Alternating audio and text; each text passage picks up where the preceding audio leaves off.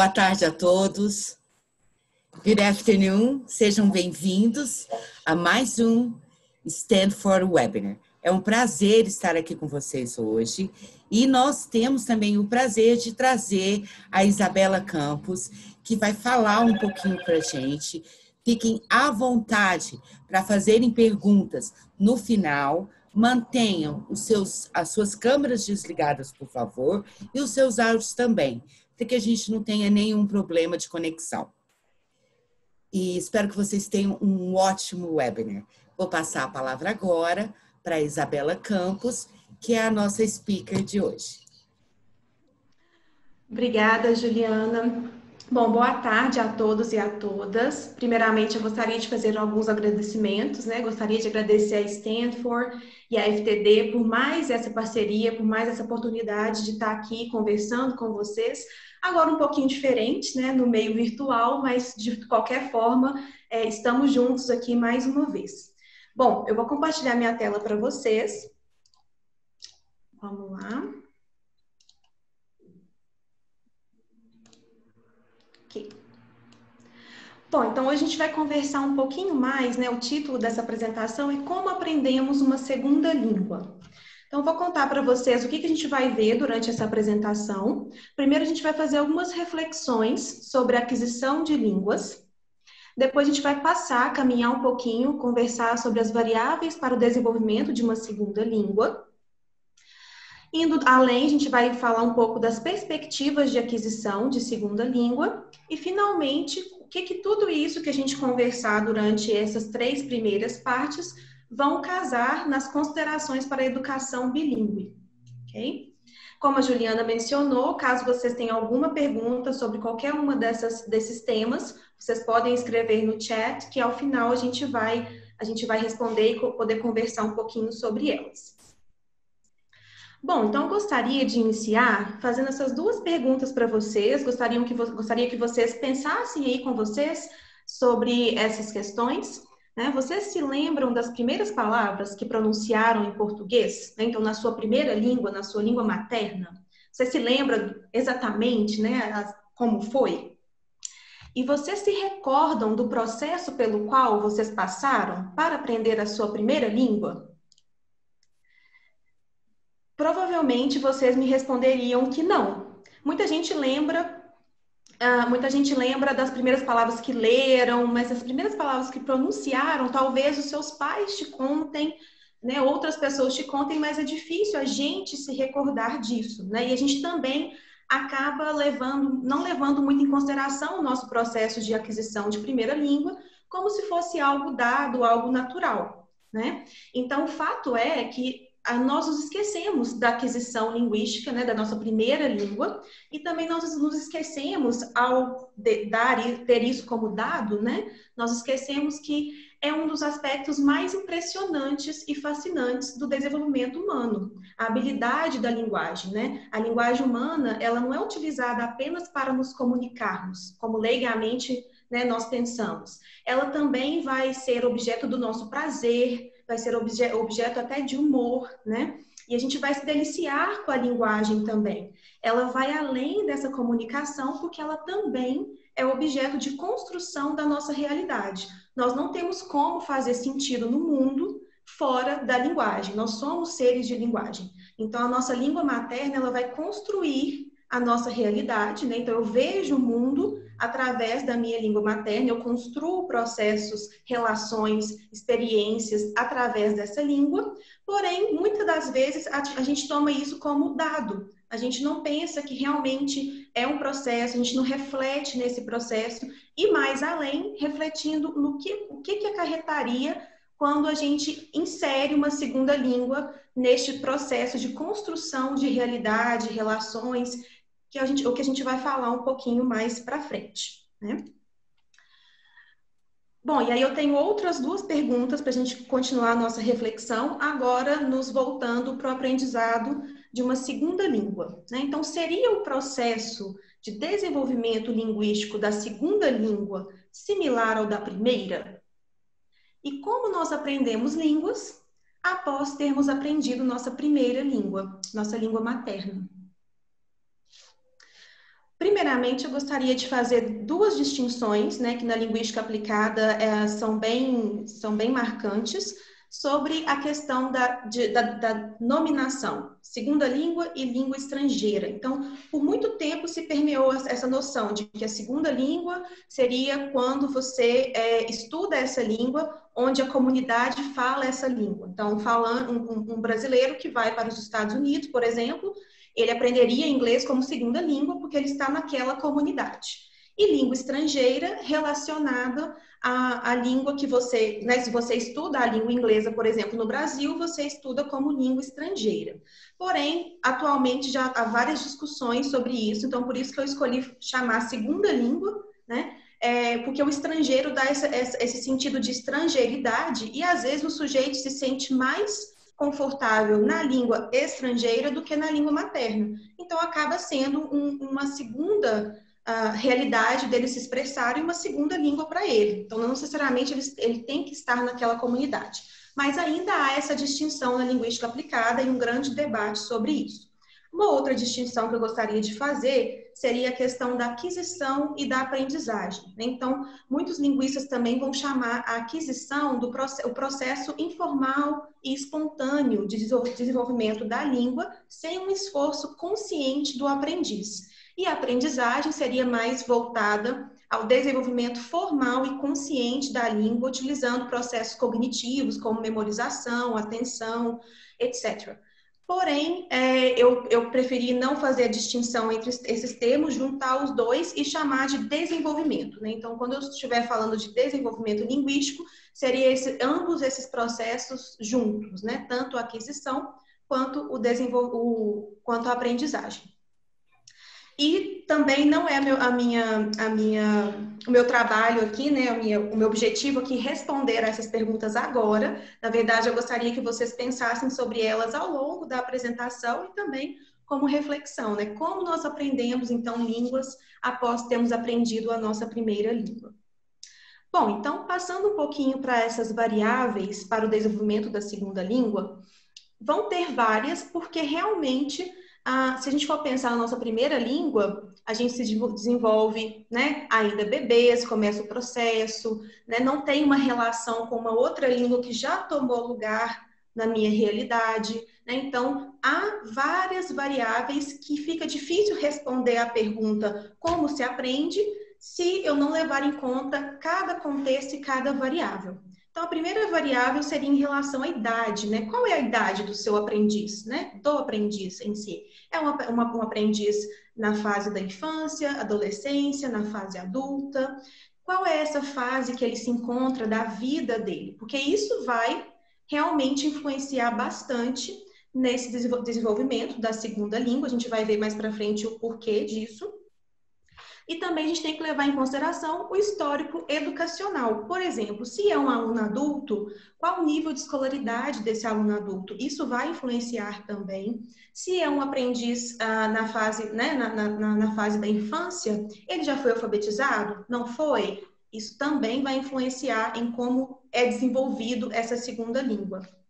A gente também pensa em processos cognitivos, né? Então, o trabalho com a atenção, com a memória, com o raciocínio, com a criatividade. Então, como que esse aprendiz lida com esses processos cognitivos também vai fazer uma enorme diferença no desenvolvimento da segunda língua. A língua materna está aí porque exatamente desse confronto, né? Existe uma psicanalista francesa que ela vai falar muito disso, sobre o confronto língua materna, língua estrangeira, ou segunda língua, né? Quando uma segunda língua chega, ela chega para perturbar o que está inscrito em mim na língua materna. Então, até que ponto meu aprendiz é arraigado, está fixo na língua materna? Muitos aprendizes, eles têm dificuldade de se desligar, se desconectar das relações, das experiências, da realidade que ele vê o mundo pela língua materna, para deixar, né, se entremear por uma língua estrangeira. Existem várias pessoas que têm essa dificuldade e tem pessoas que já são soltas, né? Larga minha língua materna e se identifica totalmente com a segunda língua. Então, isso são processos inconscientes, né, da nossa psique, que está relacionada a essa questão contato-confronto, língua materna, língua estrangeira, né? E também a questão da língua materna em si, né? Qual é a língua materna desse aprendiz? No nosso caso, português, né? Então, as diferenças e as semelhanças entre as línguas, né? Entre a língua materna e a língua-alvo, no caso, o inglês, né? Então, estruturas semânticas, léxico, pronúncia, isso tudo também vai influenciar, até para o professor entender os tipos de dificuldades que esse aluno pode estar tendo, pode ser por influência da língua materna, né? Então, isso também vai influenciar. Por exemplo, se é um asiático, né, aprendendo inglês, né, as línguas asiáticas tendem a ter um alfabeto diferente. Então, isso também vai influenciar nesse desenvolvimento da segunda língua. Então, são esses dois aspectos que a gente tem que levar em consideração na língua materna. Quando a gente fala de tipo de exposição, né, a gente tem que pensar, esse aprendiz ele só recebe exposição formal da língua em sala de aula ou informal também, né? Se informal também, ou mesmo no formal, com que frequência? Qual a qualidade dessa exposição? Existem alguns estudos que mostram, estudos de primeira língua, né, que mostram que crianças de pais surdos, que foi colocado em frente a uma televisão para poder ouvir o som da língua, né, pensando que pela exposição da língua ela iria adquirir a língua, isso realmente não aconteceu da forma que os pesquisadores esperavam, porque ambos os pais eram surdos. Então, só o contato com o recurso tecnológico, a televisão, e com as pessoas na televisão falando aquela língua, não necessariamente vai ser vai ser o único fator que vai fazer com que aquela criança adquira aquela língua, né? Desenvolva aquela língua. Então, a gente fala muito isso hoje em dia, né? Vou deixar meu filho ou meu aluno assistir desenho em inglês e assiste. É claro que ajuda? Lógico que ajuda, mas qual é a qualidade dessa exposição? A gente vai ver um pouquinho mais para frente que essa exposição também vai se relacionar à interação, né? Então, quando há exposição formal na sala de aula, não é só a exposição à língua, e também a interação entre os alunos, entre o aluno e o professor, né? Então, os recursos tecnológicos, eles vão ajudar e muito, mas para a grande maioria, ele não vai ser apenas o único recurso, né? A única solução, digamos, né? A única exposição. E aí a gente fala um pouquinho também do domínio afetivo, que é uma questão que eu não vejo ser muito tratado em cursos de formação de professores, enfim, em palestras e tudo mais, que são essas últimas duas, né? O domínio afetivo e os processos identitários, né? Quando a gente pensa nesse domínio afetivo, seria realmente as emoções desse aprendiz ao se relacionar com a língua, com as pessoas falantes dessa língua que ele se relaciona, direta ou indiretamente, pensando também no conceito aí de comunidades imaginadas, né? Que atualmente eu posso me relacionar com uma pessoa que está aqui do meu lado, mas a gente sabe mais do que nunca agora na virtualidade, né? Em uma pandemia, que o contato virtual também é possível, né? Então, o aprendiz ele pode começar a criar comunidades imaginadas. Então, essas relações também vão perpassar esse domínio afetivo, né? Então, de que modo que ele constrói afetividades na língua, com os falantes nativos ou não daquela língua, com o professor, né? E também questões relacionadas aí à timidez, ansiedade, um estresse causado, às vezes, por uma exposição indevida durante alguma atividade. Isso tudo vai remexer aí os domínios afetivos dos alunos em relação ao desenvolvimento da segunda língua. E eu tendo a pensar que seria um dos fatores, uma das variáveis mais importantes, porque às vezes acontece que o aprendiz ele tem todo o contexto favorável para o aprendizado, mas tem alguma questão de ordem emocional que o bloqueia a aprender aquela língua, a desenvolver aquela língua. Então, esse domínio ele não pode ser ignorado por nós, professores, pesquisadores enfim, toda a comunidade que quer pensar, né, um pouco sobre o desenvolvimento da segunda língua. E o último, mas não menos importante também, né, seria esses processos identificatórios, identitários também, né? Identificatórios uma pesquisadora também vai usar esse termo, Beatriz Eckert-Hoff, porém, identitários é um termo também interessante. E, basicamente, é o meio pelo qual o aprendizado de uma segunda língua vai afetar a constituição identitária do sujeito. Então, a gente tende a pensar que nós temos uma identidade, né? Eu sou Isabela, brasileira, professora, mulher, etc. Só que a gente entende as identidades como transitórias e como fluídas.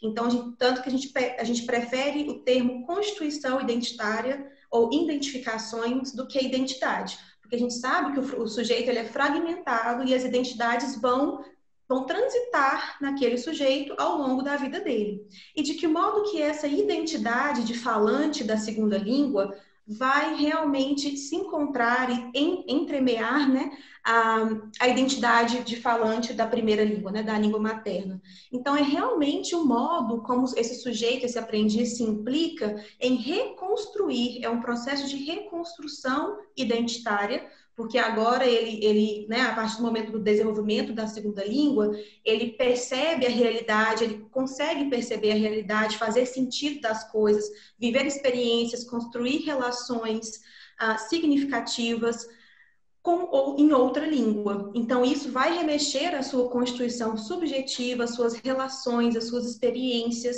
se constituindo pela multiplicidade de discursos, as construções de significados e o descentramento de si, né, na segunda língua. Então, essa variável é muito interessante pensar de que modo que esse aprendiz vai fazer sentido disso. Muitas vezes, na grande maioria das vezes, esse é um processo inconsciente. Né? O aprendiz ele não toma muita consciência disso e acaba sendo uma questão, de novo, pensando lá no desenvolvimento da primeira língua, né? A gente pensa que é uma questão natural, aconteceu, né? Só que a gente sabe, enquanto professores, enquanto pesquisadores, que há um processo de reconstrução de si como falante bilíngue. Bom, então a gente sabe, então, a partir dessas variáveis, né, que estão envolvidas no desenvolvimento de uma segunda língua, que são muitas, são inúmeras, aqui eu trouxe só algumas, a gente poderia falar de outras, pensar em outras juntos, né? Então, não é algo tão fixo a gente encontrar na literatura uma teoria que me explique. Então, como aprendemos uma segunda língua? Olha, gente, é assim. Não é tão simples assim. As variáveis já nos mostram que há inúmeras possibilidades e há inúmeras teorias e perspectivas quando a gente vai pensar esse desenvolvimento. Então, eu vou apresentar para vocês hoje algumas perspectivas, que são 3, as principais, assim, o estado da arte na questão de perspectiva de aquisição de segunda língua, né? Que vão tentar explicar. Então, vários cientistas, vários linguistas, desde meados do século passado, né, se embrenharam aí por esse campo de tentar explicar de que forma que esse aprendizado, que essa aquisição iria acontecer, e muito influenciados também pelas perspectivas de aquisição de primeira língua. Então, essas 3 perspectivas que a gente vai conversar hoje, a behaviorista, a inatista e a socio-interacionista, se relacionam porque têm relação direta. Há também as aquisições, as perspectivas de aquisição de primeira língua. Então, esses teóricos, eles beberam muito na fonte já de pesquisas feitas em primeira língua, né? Bom, então, iniciando com a primeira, a perspectiva behaviorista, o que os defensores, né, dessa perspectiva irão dizer? Eles vão dizer que nós aprendemos, nós desenvolvemos habilidades a partir da observação e estímulo do ambiente. Então, na verdade, o behaviorismo, ele foi uma corrente de pensamento muito forte no século passado, que influenciou não só o ensino de línguas, mas também a psicologia com outras questões a serem tratadas, né? E o principal nome do behaviorismo seria o Skinner, né? Que foi um psicólogo que vai desenvolver, vai falar dessa teoria, dessa perspectiva, e aí teóricos de aquisição de segunda língua, perpassados por essa corrente behaviorista, também vão dizer que é assim que se aprende, que se adquire uma língua, uma segunda língua. Então, basicamente, o pensamento behaviorista, ele vai pensar no condicionamento daquele sujeito. Então, eu trouxe uma figurinha aqui para a gente entender esse condicionamento, né? Então, inicialmente, o cachorrinho, ele vê comida, ele saliva, é um instinto natural dele. Eu vejo a comida, eu salivo, eu quero aquele osso, né? E aí, o pesquisador foi lá e colocou um sininho. Não houve resposta desse cachorrinho, porque o sino não vai fazer nada para esse cachorro, ele está vidrado ali no osso. Porém, ele começa um treinamento, né, uma repetição de ações com aquele cachorro. Então, todo dia ele fazia o quê? Pegava o ossinho, tocava o sininho, junto, sempre junto. Para que depois, a partir de uma repetição e uma formação de hábito e também um reforço positivo, porque na hora que ele tocava o sininho, o osso aparecia, ele dava o osso ao cachorro. Então, tem esse reforço positivo. A partir disso, após uma formação de hábito, o sino toca, o cachorro já saliva, sem ver o osso. Porque já é um sujeito condicionado, né? Então, é isso que a perspectiva behaviorista, em linhas bem gerais e simples, é isso que eles vão defender, né? Que tudo que a gente aprende, todo o nosso desenvolvimento, é a partir das nossas relações, é a partir de uma perspectiva de observação, condicionamento, repetição e imitação. Então, teóricos trouxeram isso para o desenvolvimento de segunda língua, né? E eles vão falar, então, que de acordo com essa perspectiva, né, comportamental, nós aprendemos línguas a partir da imitação e do reforço positivo. Esse reforço positivo pode ser tanto um well done do seu professor ou conseguir realmente uma comunicação positiva, efetiva com o outro falante. Esse é o seu reforço positivo, para continuar ali com aquela formação de hábito, com aquela repetição, né? Então, o behaviorismo, ele influenciou muito, influencia até hoje a aprendizagem de segunda língua no mundo todo, especialmente nos Estados Unidos, né?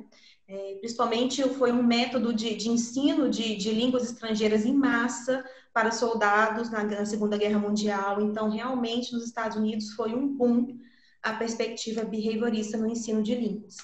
E aí a gente tem um método que se deriva dessa perspectiva behaviorista, pensando aí nos métodos de ensino e aprendizagem de línguas estrangeiras, que seria o audiolingualismo ou o método audiolingual, né? E ele é centrado justamente em atividades de sala de aula que vão enfatizar essa memorização, essa imitação, uma vez que esse processo, esse desenvolvimento de uma segunda língua, ele é visto como formação de hábitos, né? Então, há sempre o professor dizendo, né, repeat after me, e há uma memorização demasiada, uma imitação, uma repetição daquela língua-alvo. Acho que todos os professores que estão aqui, com certeza já ouviram falar, foram ensinados nesse método, provavelmente, né? Ou já ouviram falar, ou utilizam esse método em suas aulas, ou como uma técnica, porque realmente seria um dos métodos mais conhecidos e mais criticados, né?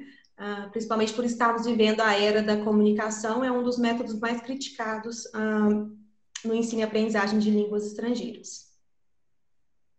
Bom, e aí a gente vai para a perspectiva inatista. Então, a perspectiva inatista, ela foi criada a partir das teorias de Chomsky, que é um dos linguistas mais famosos, ainda vivo, vive vindo aqui em Belo Horizonte, e ele foi, assim, realmente muito influenciado, né? Influenciou, na verdade, muitas correntes, muitas teorias na linguística e na linguística aplicada, né? Então, o Chomsky, ele vai falar de princípios universais inatos, e aí ele está dizendo também da aprendizagem de primeira língua, né? Então, ele vai falar assim, olha, praticamente o que ele entende é que todas as línguas, elas são regidas por uma estrutura semelhante chamada de gramática universal. E todo ser humano pressuposto ser de linguagem, né? Se você é um ser humano, você é um ser de linguagem, todos os seres de linguagem vêm de forma inata capacitados para adquirir essa língua, né? Então, é simplesmente uma capacidade que nós temos dentro de nós já, que não seria algo de fora, seria algo que vem de nós como... igual, por exemplo, eu consigo correr, consigo fazer digestão, consigo reproduzir, também consigo me expressar via linguagem, porque é uma coisa inata, biológica do ser humano, né? Então, a partir disso, dessas concepções de Chomsky, que falava bastante disso sobre a primeira língua, né? Krashen, que foi um outro linguista alemão, ele vai falar, então, que argumentando a partir de Chomsky, né, ele vai falar desse desenvolvimento da segunda língua, e aí ele já joga luz, né, no desenvolvimento da segunda língua, a partir dessa também habilidade inata que nós temos de aprender, seja a primeira, seja a segunda língua. E ele vai falar do período crítico de aprendizagem. Esse período crítico no ensino de línguas, ele vai ali a partir dos 4, 5 anos até a puberdade, mais ou menos, até alguns anos depois da puberdade, dependendo do aprendiz, mas que é aquele período, aquela janela onde o aprendiz vai conseguir aprender tudo que ele foi exposto, tudo que ele receber, todo o input que ele receber, ele vai conseguir aprender. Fechando essa janela ali, meados, né, dos 12, 13, 14 anos, início da puberdade, final da infância, essa janela se fecharia cada vez mais, cada vez mais, cada vez mais, até que não seria mais possível o desenvolvimento da segunda língua, porque não está mais naquele período crítico de aprendizagem. Então, a partir disso também, eles vão fazer essa diferenciação de aquisição, na verdade, o Krashen vai fazer essa diferenciação de aquisição e aprendizagem, né? Sendo a aquisição subconsciente, uma coisa que acontece naturalmente, é inata, é sua, é do sujeito. Então, é inata, sem muito esforço, sem muita consciência.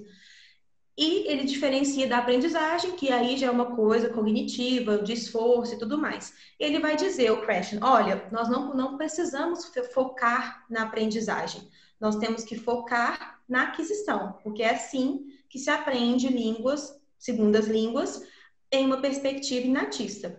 E aí ele vai formular a hipótese do input compreensível, né? Então ele diz, olha, se atualmente o meu aprendiz está nessa faixa de proficiência na língua, ele tem que receber um input, o que ele entende, mais um pouquinho. Porque aí essa diferença de onde ele está e o que ele recebe vai fazer com que ele se eleve aonde eu quero que ele chegue, né? Então, basicamente, o que ele vai dizer é isso, que nós temos que promover inputs compreensíveis, mas que vá um pouquinho além do que aquele aprendiz já sabe. Porém, é claro, o Krashen também tem outras teorias, são 5 princípios, na verdade, que ele fala, e porém é claro que é muito subjetivo, né? O que seria esse mais um? Como que eu vou estipular quanto que é mais um, quanto que é mais dois, quanto que eu estou no mesmo lugar?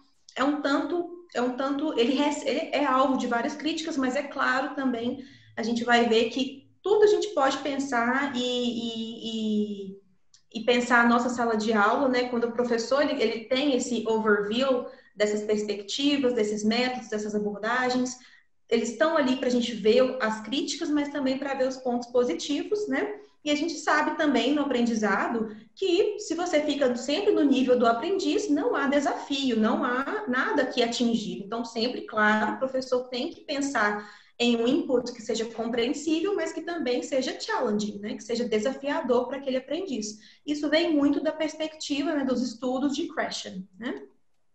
E um dos métodos, né, uma das abordagens, né, que se derivam dessa perspectiva seria a abordagem natural, onde esses aprendizes eles iriam se beneficiar de um adiamento da produção, apenas recebendo esse input compreensível, até que um belo dia a língua emerja, né? Então, os defensores da perspectiva da abordagem natural, né? Então, o próprio nome já diz, eles querem que a aquisição e o desenvolvimento da segunda língua aconteça exatamente como o desenvolvimento da segunda língua. Ou da primeira língua, desculpa. Então, é aquela questão da criança que, né, estava ouvindo os pais, todo mundo ao redor, e um belo dia eles começam a balbuciar algo, a pronunciar algo, até que saia uma palavra, até que saia uma frase e comece o desenvolvimento. Então, eles advogam que também a segunda língua seria assim, então teria um período de silêncio, né, um período que vai variar de cada aprendiz, mas que o aprendiz ele tem aquele período para observar, para poder estar recebendo aquele input compreensível, até que ele começa a fazer o output, até que esse surgimento espontâneo da língua, da segunda língua, aconteça, né? Só que, de forma alguma, nessa abordagem, o professor ou qualquer outra pessoa pode forçar o aprendiz ou preparar alguma atividade, alguma coisa que vá fazer com que ele use a língua sem que ele esteja preparado, porque isso tem que surgir, tem que ser espontâneo. Claro, vocês devem estar pensando várias críticas em relação à abordagem natural, apesar de alguns pontos positivos, por exemplo, a aquisição inconsciente também, ela vai dizer de outros fatores que são inconscientes, não necessariamente a aprendizagem, né, que há uma questão que ela tem que ser consciente, um processo cognitivo, mas também tem muita coisa relacionada no ensino e na aprendizagem de línguas estrangeiras que são da ordem de um inconsciente. Então, o Krashen já dizia isso.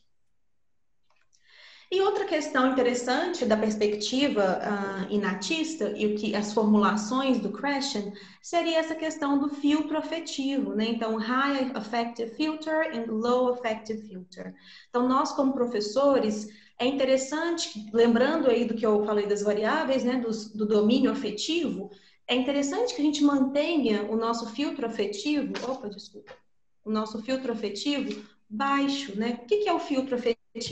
É o aluno se sentir confortável, se sentir confiante, sem, né, com o menor nível de ansiedade possível, motivado para aprender a língua, né? Então, quanto mais motivação, quanto menos ansiedade e mais confiança, o filtro afetivo estará mais baixo, né? Então, realmente, o Krashen pensou isso. Ele falou, olha, o desenvolvimento linguístico ele deve acontecer melhor em ambientes agradáveis, no qual o aluno vai se sentir à vontade para participar, sem estresse, né? E à medida que também há uma motivação, há um desafio para adquirir e ser um participante ativo das aulas, né? Então, outros métodos também se derivaram desse pensamento do Low Affective Filter, né? Então, métodos que utilizaram aprendizado de línguas com yoga, aprendizado de língua com música, né? Então, vários métodos surgiram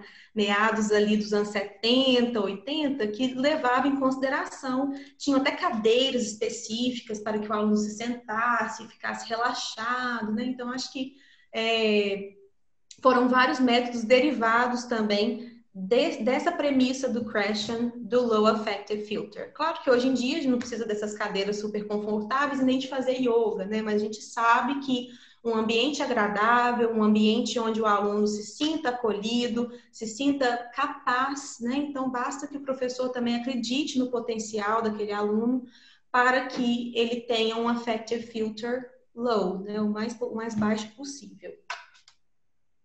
Bom, e por último, mas não menos importante, nós temos a perspectiva socio-interacionista, que vai dizer que o desenvolvimento de uma segunda língua vai se relacionar às nossas experiências humanas. Então, nada mais é do que mais um dos desenvolvimentos que nós podemos ter como seres de linguagem e seres sociais. Então, o próprio nome já diz, é necessário a socialização e a interação a partir de experiências humanas para que eu possa me desenvolver como um ser de linguagem. Isso também é uma perspectiva da primeira língua, lembrando da pesquisa, né, com os pais surdos e a criança colocada em frente à televisão. Provavelmente ela não conseguiu se desenvolver tanto porque não havia interação com os pais, né? Então, todo aquele baby talk, né, que a gente faz com as crianças e tudo mais, a gente está interagindo, a gente está puxando a comunicação, né? Como se a gente estivesse tirando, né? Vamos lá, vamos colocar para fora essa língua. A gente está chamando o bebê para poder balbuciar, para conversar, e pede que ele repete, fala mamãe, fala papai, né? Então, tudo isso é interação. Então, tanto na primeira língua quanto na segunda língua, os defensores dessa perspectiva vão dizer que é necessário a interação, é necessário a experiência humana de estar em contato, de estar em relação com os outros, né? Então, algumas questões relacionadas a essa perspectiva estariam relacionadas ao ZPD, né, que é a Zone of Proximal Development, zona de proximidade de desenvolvimento, e também o scaffolding. Então, o que seria essa zona, né? Eu trouxe um desenho para a gente entender bastante como ela funciona. Então, no azulzinho aqui no meio é o que eu consigo fazer sozinho, né? O que eu, como indivíduo, consigo aprender sozinho. Já a minha zona de desenvolvimento é o que eu consigo fazer com a ajuda dos outros, né? O auxílio dos outros. E quem são esses outros? Poderia ser outros que sabem mais do que eu, né? Knowledgeable others. Ou pode ser também tecnologias, ferramentas, né? Que vão auxiliar esse knowledgeable other a me guiar nesse processo. E também tem na ZPD o que ainda está fora do meu alcance. Por mais que que alguém aqui me auxilie, também tem coisas que, dependendo da minha idade, dependendo de vários fatores que a gente colocou lá atrás, está fora do meu alcance, né? Porém, o Vygotsky, que é o psicólogo que vai falar da ZPD, que vai falar desse scaffolding, ele vai definir esse scaffolding como a interação entre o aprendiz e o interlocutor dentro da sua ZPD, que vai permitir que ele desempenhe melhor a sua L2, a sua segunda língua, por causa do apoio, né? Então, apoio nessa literatura é chamado de scaffolding, então é esse apoio oferecido pelo interlocutor. E na sala de aula, a gente sabe que o scaffolding basicamente é feito pelo professor, porém também pode ser feito por outros alunos, né? A interação entre alunos também pode acontecer, e com certeza, na verdade, acontece, um scaffolding, né? Mas a gente pensando como professores aqui, o professor também é uma das pessoas dentro da sala de aula que vão proporcionar esse scaffolding, né? Então, é bem pensar assim, o que eu consigo alcançar sem uma escada e o que eu consigo alcançar com a escada. E a escada são esses knowledgeable others que vão estar proporcionando para mim esse scaffolding, né? Então, a partir disso, eles vão formular, né, que, na verdade, duas linguistas mais famosas nessa perspectiva seria a Long e a Swain, e elas vão realmente falar dessa hipótese da interação. Atualmente, né, isso é mais ou menos nos anos 90, e atualmente parece ser muito claro para a gente, né? Lógico que para a gente aprender, a gente tem que interagir. A gente está muito perpassado aí por essa questão da interação, né? A tecnologia que vai nos ajudar a interagir, a abordagem comunicativa, que está muito em alta, apesar de já estar ultrapassada ainda, é o que a gente pensa quando pensa em ensino de línguas. Porém, elas foram as primeiras a pensar, poxa, a gente tem que interagir, né? Então, para eu aprender uma língua, não vai ser só ficar repetindo frases que não fazem sentido para mim, ou esperar que um dia, belo dia, minha perspectiva, né, a minha abordagem inata, né, meu poder inato surja. Não, a gente tem que interagir, proporcionar experiências de interação para o aprendiz, e também elas vão dizer da hipótese do output, né? Então, esse output seria realmente a produção, seria o desenvolvimento. Então, o Krashen vai falar que não, que a gente tem que receber só input, e um dia surge. Já Swain vai falar que é necessário, desde o início, uma tentativa de produção daquela língua para que o próprio aprendiz possa observar a sua produção, o que ele precisa de melhorar na sua produção, de que forma ele vai fazer isso, para que ele tenha oportunidade de feedback do professor, para mostrar para ele onde ele está, onde ele tem que chegar, pensando aí no scaffolding. Então, é necessário e desejável o output desde o início do aprendizado.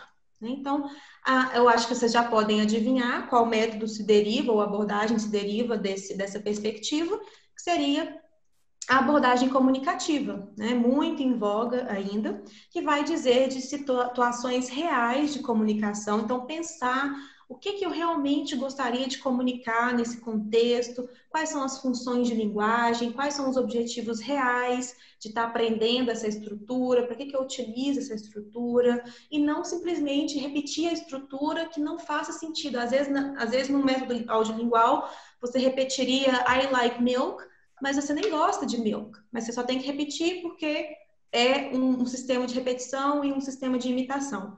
Mas a abordagem comunicativa vai criticar isso totalmente, falar, olha, não faz sentido eu produzir uma frase I like milk se eu não gosto de leite. Né? Então, pensar realmente como que a gente coloca o aprendiz em cena para dizer dele. Né? Então, situações realmente reais de comunicação. E também ele vai dizer aí da produção, né, de L2 desde o começo, né? Sempre com o professor agindo como um facilitador, promotor desse scaffolding, juntamente com os colegas de classe ali durante a aula, né? Bom, então, como nós podemos perceber a partir dessas três perspectivas, os seus métodos e as suas abordagens que se derivam, né? A gente entende que várias perspectivas, várias abordagens já estiveram em alta, e quando eu digo em alta, muito em alta, sendo, né, o mundo inteiro pensando cursos, pensando aulas, planos de aula, formação de professores, a partir dessas perspectivas. Né? Então, se um professor foi formado ali meados dos anos 60, 70, como que foi essa formação a partir do audiolingual, né? 80, 90, pensando ali a linguística estruturalista de Chomsky, toda essa questão do inatismo, da gramática universal, do período crítico, e mais final do século passado, 90, já começa a abordagem comunicativa, que também, até hoje, é alvo é um tópico, né, na formação de professores, principalmente em cursos, né, cursos livres, que vai dizer aí de um método que, a partir da abordagem comunicativa. Então, realmente elas influenciaram grandemente, não é só na aula em si, mas em toda uma comunidade de aprendizes e professores, né, de inglês ou de outra língua como segunda língua, né? Mas atualmente nós reconhecemos que esse processo, né, que a gente viu ali as variáveis, vimos as perspectivas, todo mundo tentando entender como que funciona, e aí a gente percebe assim que tem alguma lógica em cada uma delas, mas também tem umas coisas nada a ver em cada uma delas. Então a gente fica, gente, mas por que eu tenho que pensar só em uma, né? Por que eu tenho que me elencar como, eu sou behaviorista, eu sou inatista, eu sou sócio-interacionista? Então, desde o início, né, desse século, né, os linguistas aplicados vêm pensando, vêm se debruçando sobre esse assunto, porque todas as perspectivas parecem incompletas. Tem coisas legais, tem coisas não tão legais, né? E parece que elas só descrevem partes do fenômeno, elas não tomam o fenômeno do desenvolvimento de uma língua, como eu mencionei lá no começo, né, de ser um fenômeno extremamente impressionante e um dos fenômenos mais interessantes de nós como seres de linguagem, né? Então elas são muito reducionistas. A partir disso, nós temos então, nós sabemos, né, que o processo de aprendizagem de uma segunda língua, ele não é um processo linear, ele não pode ser premeditado e de acordo com alguns pesquisadores também, quando nós colocamos todas as teorias juntas, todas as perspectivas juntas, que nós conseguimos ter uma visão mais abrangente do fenômeno, né? Então a gente abre a nossa, é como se tivesse né, aquele negócio do cavalo aqui, né? A gente tire aquela viseira porque é isso que as perspectivas causavam nos seus pesquisadores e seus seguidores, né? Eu tenho uma viseira ali que eu sou só aquela perspectiva. Então, é como se essa viseira fosse retirada e a gente conseguisse perceber tudo, né? Tudo que já foi pesquisado, tudo que já foi estudado, e entender esse fenômeno como um fenômeno abrangente e para além dessa viseira de cada método, né? E cada perspectiva. E a partir disso, nós vivenciamos atualmente, né, o estudo da complexidade ou teoria do caos. Tem linguistas também que vão chamar de uma era pós-método, né? Então, alguns vão até falar dessa morte do método e tudo mais, né? Então, esse estudo da complexidade seria um modelo complexo que pode simultaneamente admitir, por exemplo, a existência de uma questão inata, nossa, uma habilidade inata, mas ao mesmo tempo a necessidade de uma interação. Ok, então nós somos seres de linguagem, então consequentemente há uma habilidade inata, porém essa habilidade inata não aparece, não surge, se não há uma interação do ambiente, porque nós também somos seres sociais, somos seres relacionais. Então, a teoria do caos, ou o estudo da complexidade, ela vai permitir que nós movimentemos essas perspectivas e que consigamos entender melhor todo esse fenômeno do aprendizado de uma segunda língua. Porém, quando a gente fala caos, né, eu me lembro muito bem quando eu vi esse nome pela primeira vez, eu falei, poxa, e agora? Tá tudo uma bagunça, como que a gente vai fazer, né?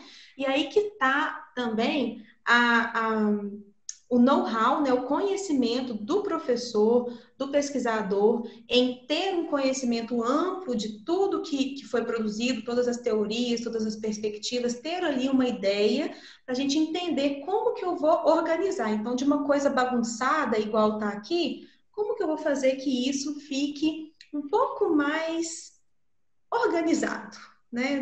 Ainda vai continuar desorganizado, não vai ficar tão certinho assim, não.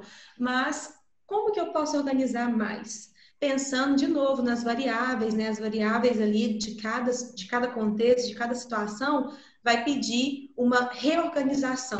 Então, por isso que eu digo que não está totalmente organizado, porque de tempos em tempos, você talvez precise de reorganizar o que você achava que já estava organizado, né? Então, é realmente um remendar, um pensar, um repensar, um ressignificar, pensando sempre a partir de experiências que a gente vive com os nossos aprendizes, com as pessoas, como que eu consigo reorganizar esse caos, né?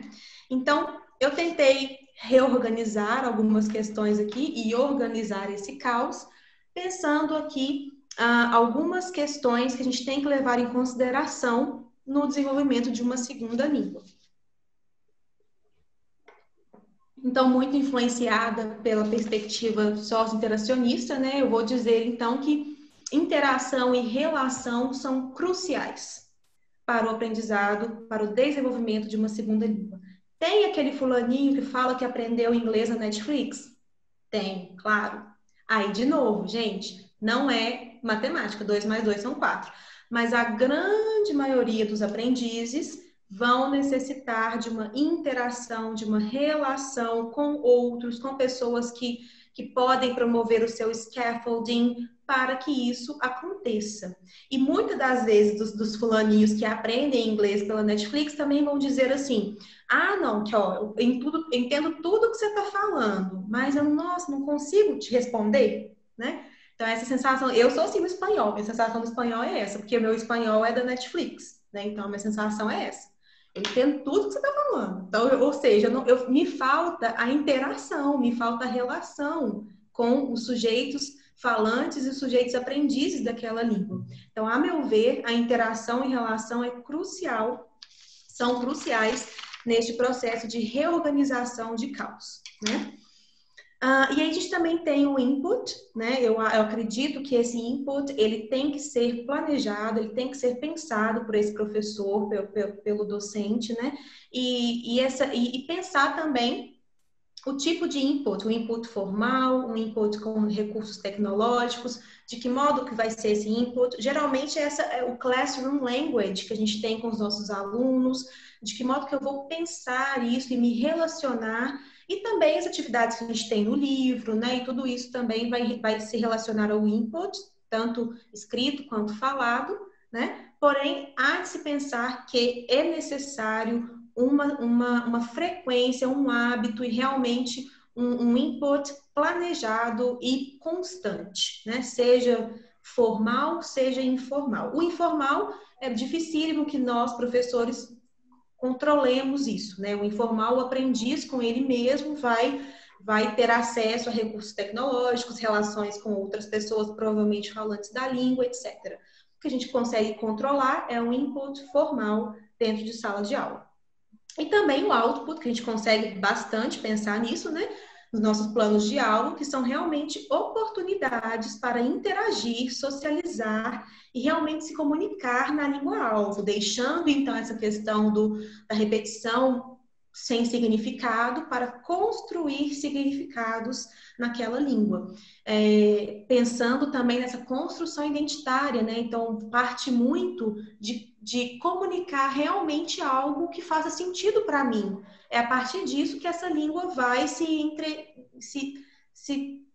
desenvolvendo em mim, porque eu estou fazendo uma comunicação efetiva, uma comunicação que faça sentido, construindo significados, né? A perspectiva crítica vai muito nessa questão, o letramento crítico, né? Como que eu consigo construir significados que eu nem tinha pensado, ou que eu nunca tinha aprendido na primeira língua e que na segunda língua você faz isso. Então, você usa a segunda língua não só como objeto de comunicação, mas como objeto de aprendizado de coisas do mundo, né? Então, os alunos podem aprender em segunda língua a reciclar, ele pode aprender sobre feminismo, ele pode aprender sobre questões de gênero, enfim.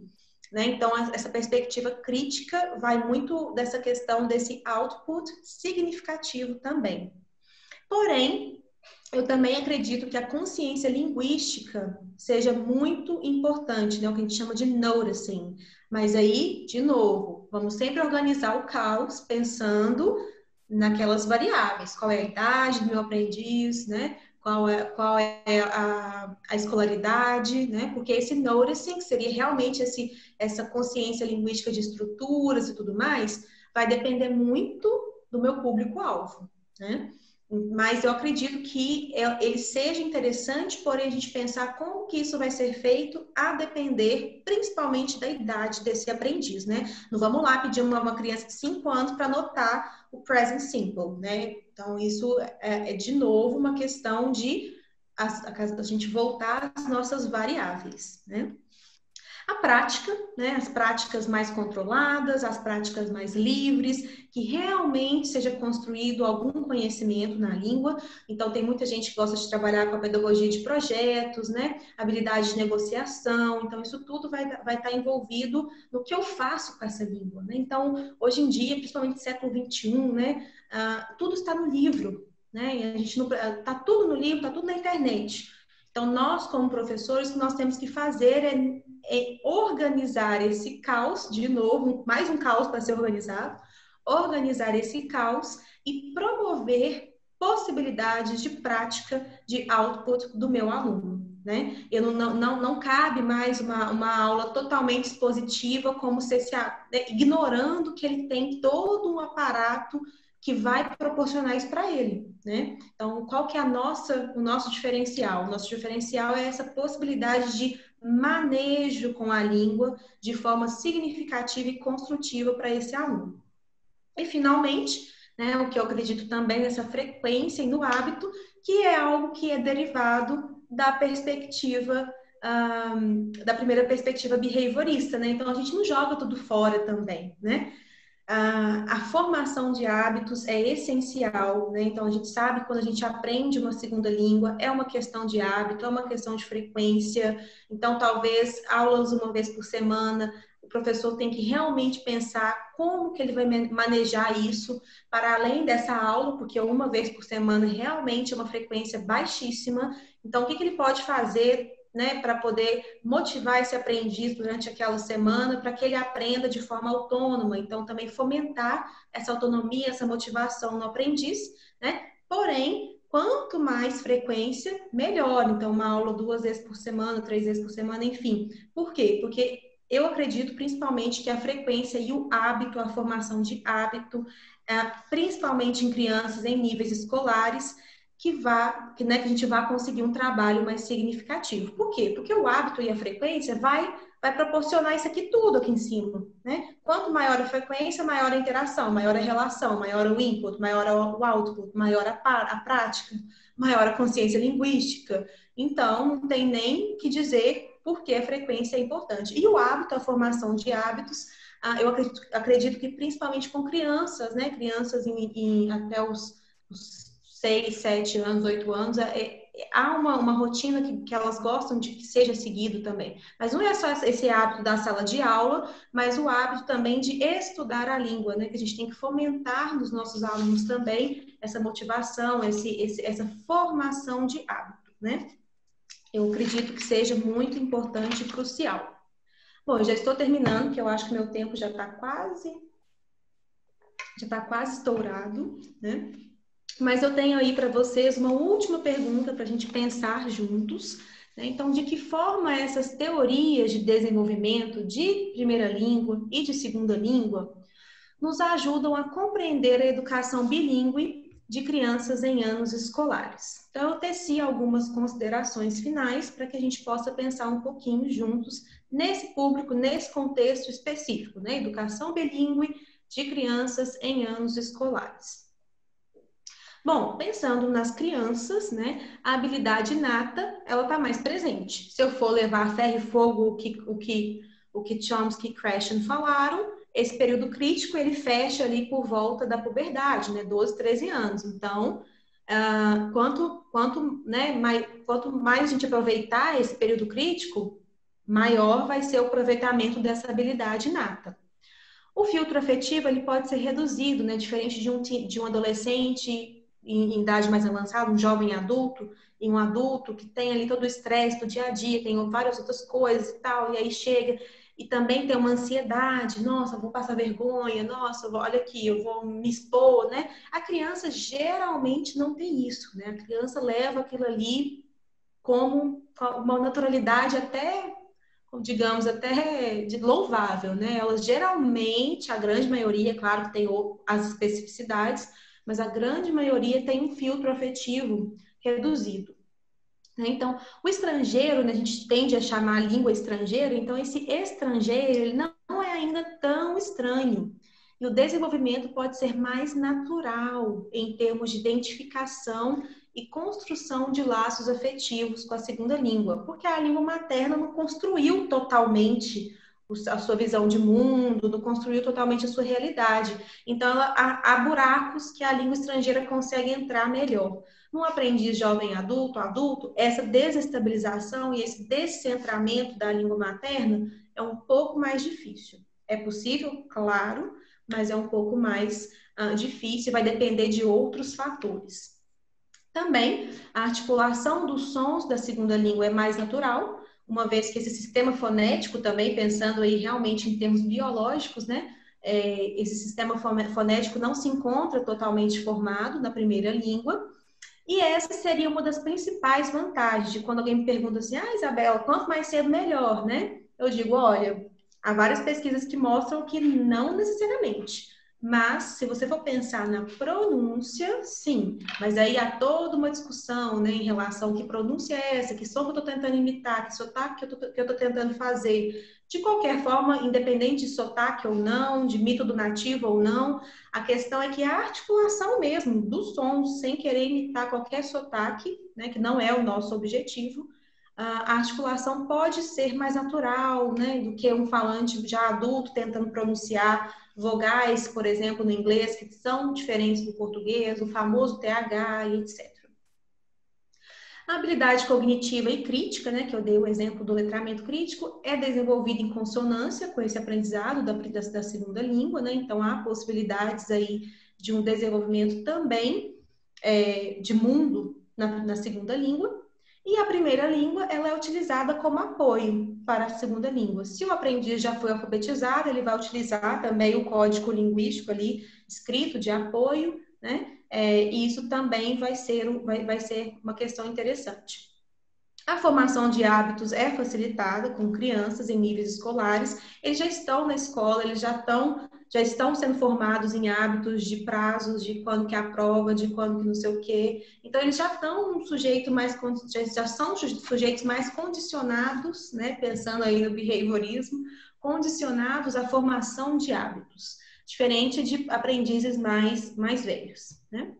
E há mais oportunidades também de frequência de exposição a essa segunda língua e a práticas significativas na educação linguística com carga horária estendida. Uma vez que, de novo, pensando lá em uma vez por semana, não tão legal. Então, quanto mais a gente conseguir expor esse aprendiz a essa frequência, a essa formação de hábitos, que aí frequência vai me dar mais prática de input, de output, de interação, de relação, e também quanto mais é frequente, mais eu entendo aquela língua como uma língua também que me pertence, que me perpassa, como falante daquela língua, então minha construção identitária, meu domínio afetivo, que depois se espalha, né, para outras esferas da minha vida. Eu começo a ouvir músicas naquela língua, eu começo a conversar com falantes daquela língua. Então isso tudo vai tomando uma dimensão muito maior na vida do aprendiz, que extrapola a sala de aula, né, uma vez que ele também começa a construir relações naquela língua. Bom, então, crianças e qualquer aprendiz, eles precisam de exposição prolongada na segunda língua, além de possibilidades para esse output, né? Desse modo, a premissa mais cedo, melhor, não seria um sinônimo de sucesso no desenvolvimento da segunda língua, apesar de auxiliar. Porém, com toda certeza, não é essa questão do quanto mais cedo, melhor, que vai ditar, e sim as oportunidades de desenvolvimento significativos quando esse aprendiz realmente começa o ensino e a aprendizagem daquela língua, né? Isso que vai fazer com que ele seja um aprendiz mais bem-sucedido em termos de possibilidades de aprender, de adquirir e desenvolver aquela língua. E Lightbound 2013 vai falar justamente isso, né? Um indivíduo ele não consegue atingir, a gente sabe já hoje em dia que não tem esse native like, né? Mas enfim, ele não consegue atingir uma fluência, um comando numa segunda língua com 1 hora por dia, né? Uma vez por semana, de vez em quando. É realmente uma questão de formação de hábitos e frequência constante. Finalmente, as pesquisas sustentam uma premissa que nós já sabemos, né? O conhecimento de mais de uma língua pode aumentar significativamente as oportunidades de comunicação intercultural e cooperação econômica, trazendo inúmeros benefícios pessoais e profissionais para falantes bilíngues e poliglotas. Sendo assim, nós também sabemos que o desenvolvimento de uma segunda língua leva tempo e investimento, mas também sabemos que educadores, pais e alunos devem considerar que os muitos benefícios do bilinguismo irão recompensar seus esforços e investimentos. As referências bibliográficas, se alguém se interessar, eu vou deixar o meu e-mail aqui no próximo slide e também o meu Instagram, que eu não consegui colocar no slide, mas eu vou colocar aqui nos comentários. Vocês podem me pedir e eu, com todo prazer, compartilharei com vocês. Thank you very much. Muito obrigada. Thank you, Isabela. Foi maravilhoso. Muito bom mesmo. Muito obrigada. Nós temos uma perguntinha aqui no chat do Fernando. Deixa eu... E ele fala o seguinte: Isabela, essa questão da oportunização é de extrema importância e sempre considerada no ensino presencial. Como você promove isso no contexto atual do ensino remoto? Nossa, Fernando, aí sim, né? Aí é uma pergunta muito interessante e, de novo, a gente vai depender extremamente do contexto que esse professor está inserido, né? Atualmente eu coordeno um projeto de parceria Universidade-Escola, um projeto de extensão na Universidade Federal de Minas Gerais, e a gente vê com os professores que cada contexto é muito, muito específico. Há possibilidade de uma comunicação virtual, igual a que nós estamos tendo agora? Sim ou não? Né? Então, são respostas, a gente tem que começar a fazer um tique, né? A ticar. Então, há possibilidade de interação simultânea? Sim ou não? Não. Então tá, então não temos. Então, como que eu posso promover isso assincronicamente, né? Ou seja, não estamos aqui, professores e alunos, numa sala virtual. Então, como que eu posso promover isso?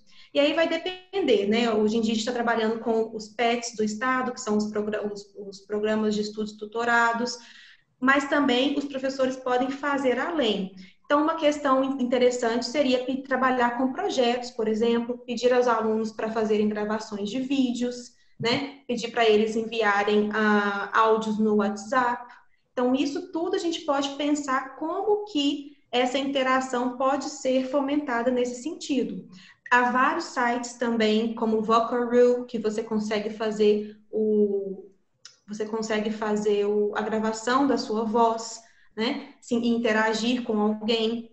Então, essa oportunização, estamos vivendo um período extremamente singular, né? E eu estou ansiosa para entender como que os pesquisadores vão pensar isso, mas há possibilidades síncronas, há possibilidades assíncronas, há possibilidades de trabalhar com metodologias ativas, né? Também muito importante para a gente poder pensar como que eu coloco esse aluno como protagonista, porque agora, mais do que nunca, nós temos que trabalhar com o aluno como protagonista do seu desenvolvimento, né? Uma vez que a gente está socialmente, né, e fisicamente, na verdade, fisicamente distantes. Então, é promover essa agência do aprendiz, essa autonomia, trabalhar com metodologias ativas, perceber o seu contexto, é possível síncrono, é possível assíncrono, o que é possível neste contexto, né?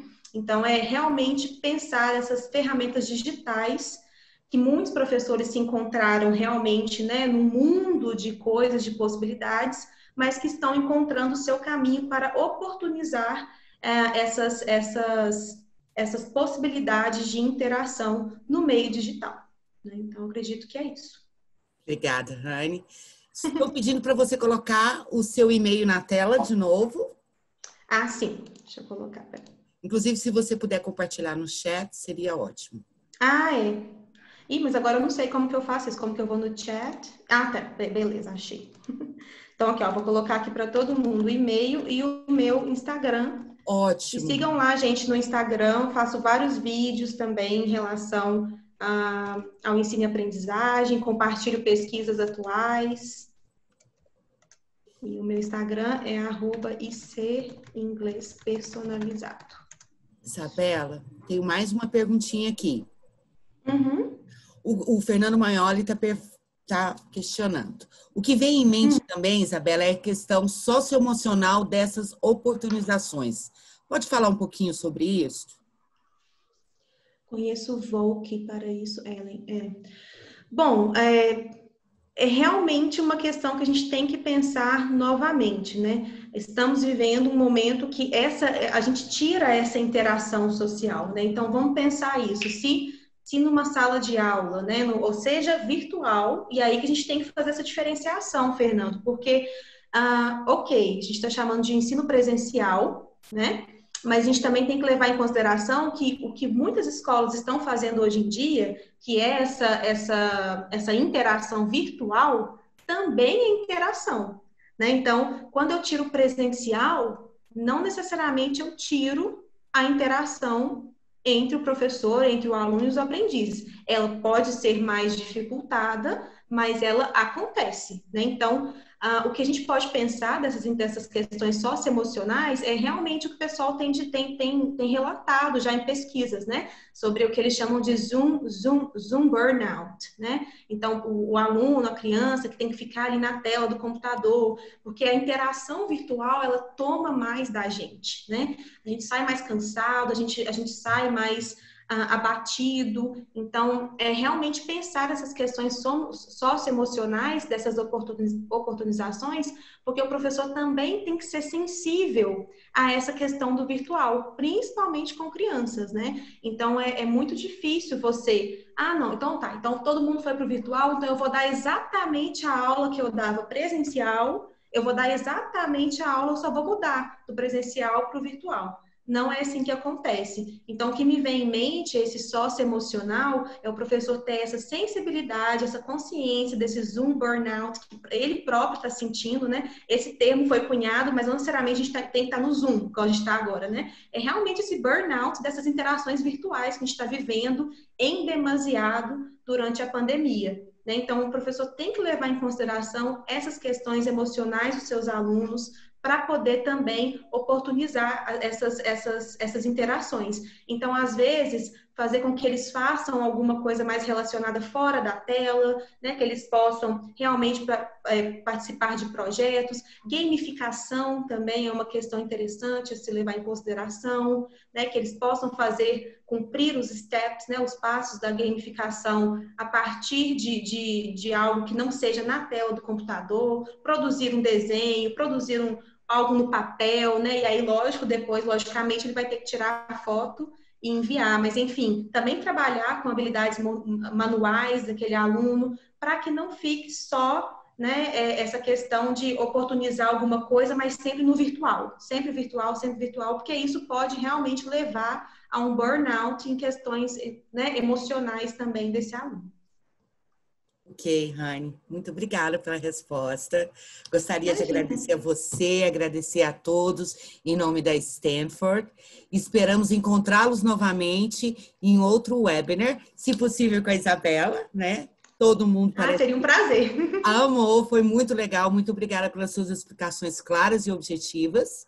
Foi ótimo, Rani. Muito obrigada a Que bom, todos. gente. Obrigada. E até a próxima. Tchau, Até gente. mais.